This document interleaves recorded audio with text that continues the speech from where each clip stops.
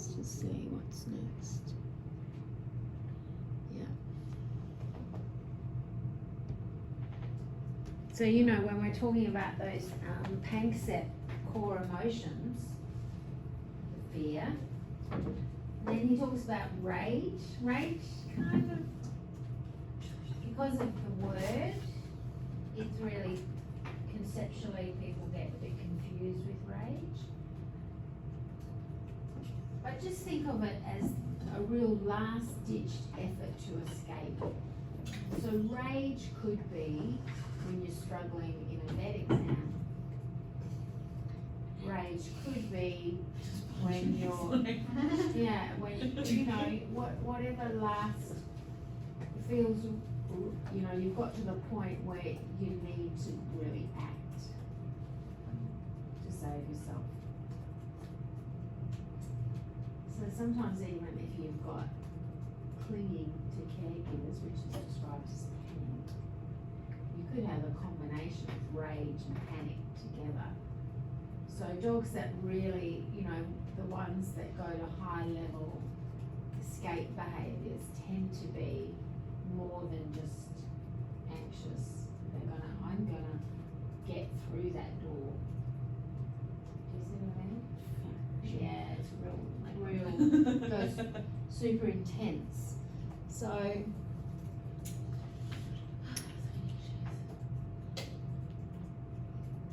yeah, I mean, even, it could be even like a dog that's never been on a lead and then feels that entrapment of the lead and is flipping around on the end of the lead.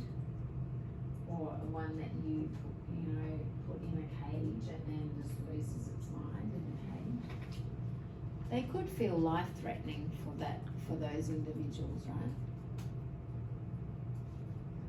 So in this video, which is a bit of a YouTuber, right? I'm just going to kind of scoot along a bit because he does go on a bit. Alright guys. So basically he's trying to show you how to clip the nails on a dog, but what he's doing is old-fashioned restraint. We used to have to hold down many dogs while cutting their nails because And when the dog is flipped on its side like this, what it's showing you is that hold them, but someone else is going to restrain them. And what you're going to do is you're going to put them on their side. You're going to grab them around the neck here and grab this leg and then grab them from behind here. Now they're fully restrained, he can't move, and someone else could be working on his legs and cutting the nails. So what I mean, I turned it off because I thought if you're hot, put it back on. I just switched it off down there. I just thought it maybe didn't. Yeah. Oops. So this is old-fashioned restraint, right? But it's certainly what we were taught and what probably many vet clinics are still doing for lots of things, especially nail clips, right? But you know, look at the emotional state his here. leg around his neck here like this, not hurting him at all. He's just so when he says not hurting him at all, what he's of course is talking about is the physical state, not the emotional state. Cut the nails or do some other work on a dog, whatever you may need to do. This will restrain them without hurting them. He just can't move. You got both of his bottom legs here. So in the end, what you end up with is a dog who is very suspicious of the man. See, with Jack, if I was to, well, now I got a treat in his hand, but if I was to just grab a leg, I tried there, but now he's got a treat anyways. He'll just pretty much run away from me. That's why this restraining thing is good to do. Even if he's over here. That's why this restraining thing is not good. If I were to try to take one of his feet and start cutting, he might let me, but he'd probably move around too much. Actually, I might be able to do it with him, but as you can see, he's kind of moves a lot. It would be pretty hard to do it. So, yeah, just wanted to show that to you guys. So, see you guys later. Obviously, you know, this kind of thing, though, is self-perpetuating because now that we've lost trust in the dog, the dog's lost trust in us, sorry, we're going to have to unlearn this before he learns a new way of doing it. See, the beauty of the tiger is the tiger has never been restrained. So the tiger has no fear of the man and no unlearning to do. And most of the trouble that we have with animals is because we've already done this first. And then we decide he's getting harder and harder to do, and now we want to teach him. That's a problem, you know, because if we'd actually trained him from the beginning, foothold, click, treat, cut, nail, you know, whatever, one nail at a time, very slow, at his pace, whatever, keeping in normal body position, then it would be easy. But now to go from that to how we want, yeah, it just makes it very difficult. So this is why I want you to obviously have this front of mind so that you don't start off this way. This is why there's really good, you know, nowadays there's very good cooperative care handbooks where you can follow through what level of handling the dog is able to accept. What is it that I will do with this dog? Because really no dog should be heavily restrained for an nail clip that's not essential, right? Think about what is your wants and what are your needs. If it's something you want to do, it's going to involve a lot of restraint and actually make further handling in the future harder. I would suggest that you say, I'm not prepared to put your animal through that level of restraint because it's going to impair our relationship into the future. What I would prefer to do is train for it. And you'd be surprised actually at how many people, once they're given the knowledge, don't want you to restrain their animal either. It's just that they don't know any other way. They never seen it done differently. It's a new paradigm for them, right? But actually once people, and you'll see it more and more pet owners, they don't want the dog out the back. They don't want to not see what happens. They want to be involved in what happens. And that's actually, I think, a good thing. So obviously preventing fear, you know, in the beginning means doing things like moving slowly but deliberately, you know, demonstrating a level of calmness is important. Not rushing in onto the animal, touching the animal inappropriately. You know, even in a short consult, you can do a little bit of waiting, right, before you rush in there and plonk your hand on the top of the dog's head, right? You know, get down if it's safe to do so, make yourself side on, lower, all the things that impart less threat to the dog. Use lots of food. Baby voice, quiet voice. What works best for that individual? You know, there's a balance between obviously getting the human interaction right and the dog interaction right. And a lot of people will want the vet to be very gushy with the dog, for want of a better term. You know, they want their vet to like dogs, right? So in behaviour, you can look like you don't like dogs very much because you're like not engaging with the dog and all the rest. So, I mean, you might explain that to the owner if you want. I'm just going to give, you know, Fluffy time to come to me. But, you know, it doesn't, you can really put them off if you go in too fast, right? So you want to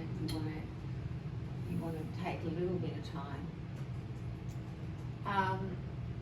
Yes, we don't want to use restraint, and this is again what Karen Overall writes, that using non-coercive, non-scary, non-painful techniques is the only safe and sane and based in emergent science approach that works. So, still thinking emotionally about emotional states, right? We're going to have a look at, so we've looked, or we've talked about fear, and we've talked about rage, and rage, again, I said, can be a confusing term, but it can also look like frustration. So, this dog, any Cantonese speakers in the house? One? Okay, you'll enjoy this because she's speaking in Cantonese, so you'll have more knowledge than the others. The others will be able to still tell how frustrated the owner is as well. So, what we've got in the video is the owner filming her dog. Actually, it's a Cocker Spaniel, so even better. So, Cocker Spaniel in a rageful state. The man is her father.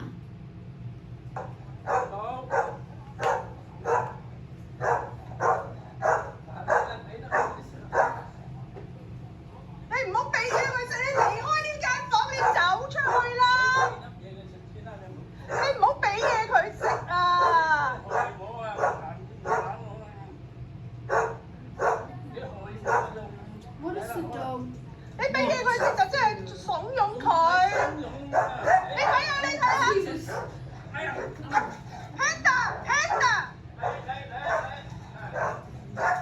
In a rageful state like this, not listening, really, very dangerous.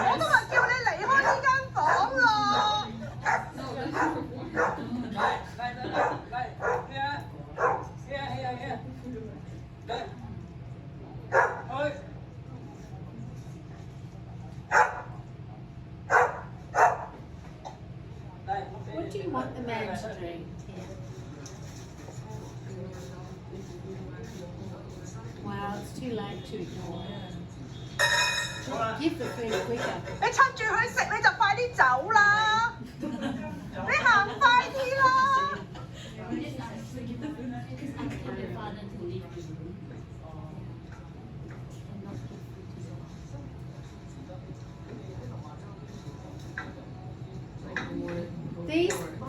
These scenarios are never his 你 finest 唔好 today. 摸佢啦，你離開走啦 He's been building this level of Panda, frustration come here.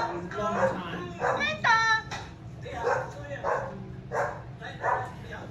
Was he trying to train him, or like was he just feeding him his dinner? Like what was the I don't situation? think he was trying to train him, but the dog is very food motivated and very impatient around the man going to get the food and then finally giving the food. So we would want to reduce that.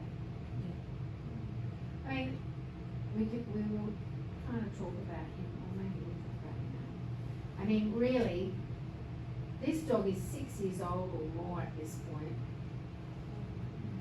This is not, and dogs don't get a problem at 6, right? By 6, we've got to this level. We have so many, right, events, we can't number them. The man has been bitten to the point where he has got septic and not even attended appropriate medical care, and that is obviously really serious in an 80-year-old man. I mean, this was a video that was sent to me ahead of the consult, and I literally was just thinking, well, I mean, that's my initial reaction is this is such a dangerous scenario. We've got an old man and there's an old woman there in the house being bitten fairly regularly by a very grumpy individual.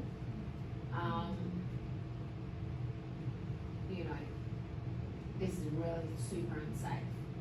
But actually, as it turned out, of course, which is always the reason they're coming to me, is that they don't want to put the dog to sleep. this dog means everything to this individual whose dog it is, and she has to live with her elderly parents because she's kind of their support, and the dog is all she has. And you've got to make this better. So what's the first thing you feel like doing when you see this interaction and what's going on there around the food? What do you want to do? You know, obviously you don't know anything about the med choices and things yet, so we're not going to talk about that. What would you do management wise to make this seem safer tonight? Change the feeding routine. Yeah. Just change how they're handling the situation. So. Yeah. So maybe we don't want any food there in the lounge room. Maybe, right? Let's go put the food in the laundry, and we're going to fill our bowl and put it down with the dog not in our presence, and then let the dog into the space where it's going to eat. Do you see what I mean? You must immediately, on every case, especially where we've got high level fighting, like these kind of cases, think, okay, how do I stop the practice and rehearsal of this immediately? I mean, and sometimes it seems like, I don't know why they didn't think of this themselves. You know, like you think it's not that difficult to stop that. But people do things, and then they want to stop the dog doing what he's doing without changing what they're doing. The easiest thing to do first is change what the human is doing, so the dog cannot do it. Right? Because all attempts to stop the dog in this scenario, what do you think would happen? Like they are attempting to stop it, right? Panda. You know, what's happening when we're trying to stop the behaviour? Yeah, it's got zero effect. We're just adding to the arousal with yelling, aren't we? Adding verbal reprimand, which is common, right? We're all good at that. Shut up, stop it. You know, that's what normal humans do, right? Yell at things and other people. But when we do that, we just raise more conflict, right? So you must immediately lower the conflict. Nearly all dogs that are aggressing to their humans that live with them have got into a level of conflict through punishment. They don't even maybe aware that they're using punishment because it might just be verbal telling off, right? But it's still punishment. So, Another way of managing Yeah. it could be increase the resources. So like have obviously if we're just a day or two, just like Yeah. leave the food bowl there with as much food as possible. Just Yeah. to not stress the dog. yeah, yeah, Choose yeah, to lower the yeah. step. yeah.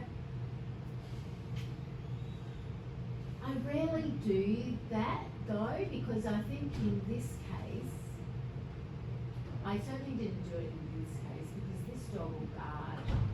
Okay. So, even if he's eaten his full, you know, he's full, if there was more food there, he's potentially going to guard that. I can see how that makes sense, but you've got to be careful about how you do that. Often with anxious patients, I'm taking away ad-lib food if ad-lib food is available, because I actually want the food to be working for me, and I want to make me, or the owner, who's engaging with the dog, the source of the good stuff. So ad-lib food is not often in my plan. But you can see that theoretically that makes sense to a degree.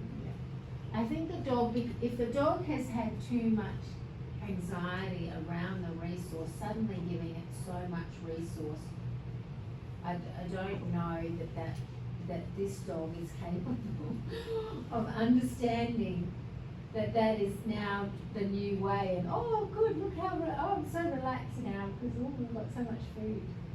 I don't know that, I didn't try that. So, obviously, another source of frustration or rage can be confinement, like we talked about, or incorrect crate use. I want you never to tell someone to crate a dog if you don't know what that means.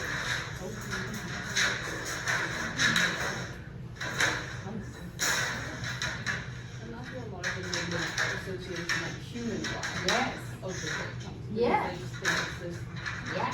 jail cell. Yeah. I won't cage my dog.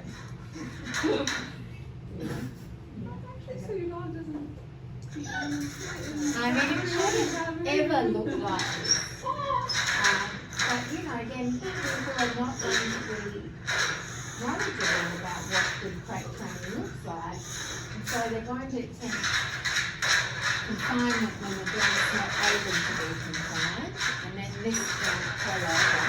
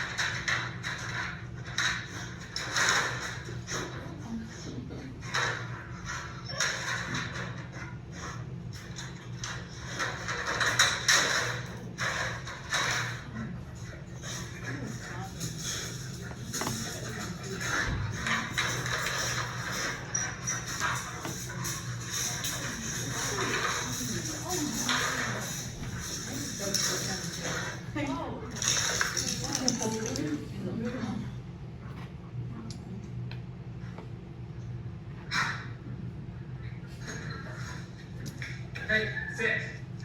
Sit. It is the bottom.